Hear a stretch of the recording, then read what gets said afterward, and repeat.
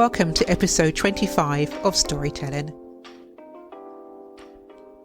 Who remembers the childhood saying, "Sticks and stones will break your bones, but words will never hurt you," until you get hit over the head with a dictionary?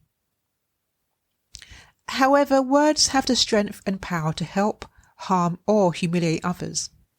How disciplined are you to speak in a way that conveys respect, gentleness, and humility?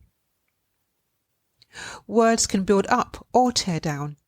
They can bring joy or they can bring pain. Even in the Bible from Proverbs it says, "The words of the reckless pierce like swords, but the tongue of the wise brings healing." And also, "Death and life are in the power of the tongue, and those who love it will eat its fruits." That's why we need to be careful of what we say and always choose our words wisely. The effects of words used when on children often last a lifetime. Perhaps there was a time that you were told that you were slow to learn, and you believed it. Perhaps there was a time that you were told that you would amount to no good, and you believed it. Perhaps there was a time that you were told that you were not worthy, and you believed it. The flip side is hearing words of encouragement. You can achieve anything if you put your mind to it. Just keep going. Your best is good enough. When we become too familiar with friends and family, our words become looser, and sometimes familiarity does breed contempt. You may deliberately say something that you know will hurt the other person because you think that there is little consequence. However, sometimes there are consequences, such as family breakdowns, a lost friend, or a deeply damaged family member. It's not just the words we use against each other, but the words we use against ourselves. "Oh, I'm so stupid. Oh, I'll never be able to do that. Nothing good ever happens to me." Those words then become self-fulfilling prophecies. I ask you the question, when you are putting yourselves down, would you allow someone else to speak to you in the same way that you speak to yourself? How many times have friends or family given you words of encouragement and then you receive the annoying response, "Yeah, but all those positive words don't apply to me. I know you say that I'm great, but I don't feel it." And then you go back to your negative world and cast or reaffirm those negative words that you have surrounded yourself with. There is a quote that I picked up this week. The author is unknown. "Words are seeds that do more than blow around. They land in our hearts and not the ground. Be careful what you plant and careful what you say.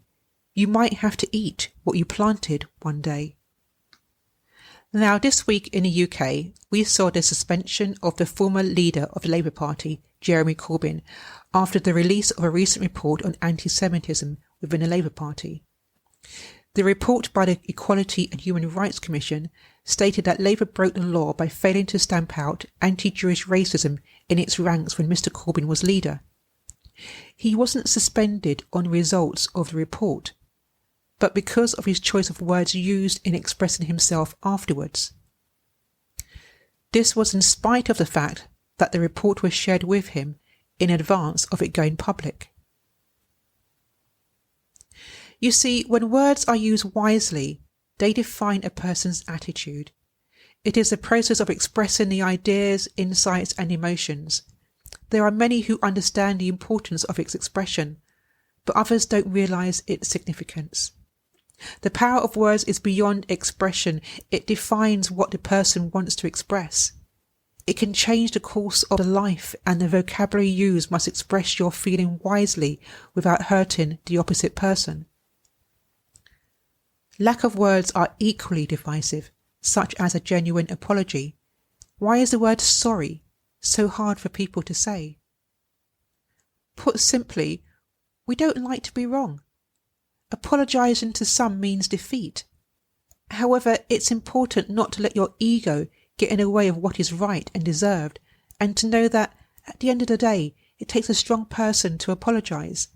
After all, some people prefer to stay in denial, as if there is no admission of fault, so that there is no need to take responsibility. Also, it's a power thing. You no longer feel in control and suddenly feel vulnerable. However, an apology can be empowering also, freeing you of the burden of a wrongdoing. This quote from Tony Robbins sums up nicely.